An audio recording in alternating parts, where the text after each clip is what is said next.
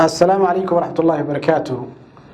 waxaan filayaa videogan hadii aad daawatay ama hadii aad furto oo dhamaysato su'aal baad isweydiin doontaa.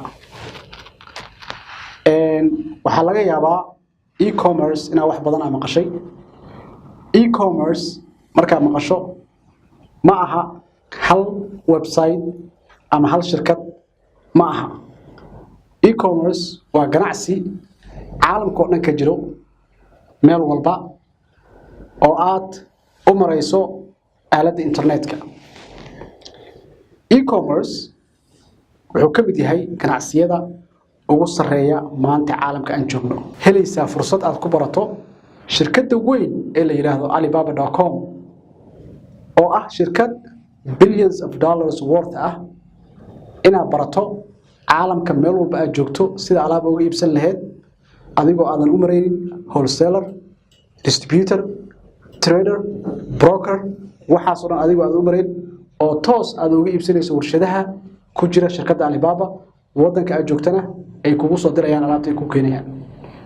Warshado badan oo waxaa jira scam ah, broker badan, distributor badan, lacag badan dadka dul saarta.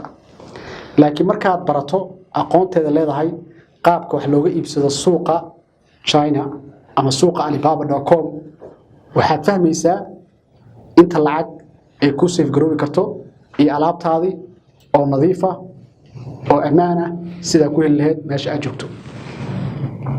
waxaan mar dhow daaha ka furnay koorso aan ugu magacdarnay ka iibso Alibaba ku iibi caalamka meel walba aad joogto.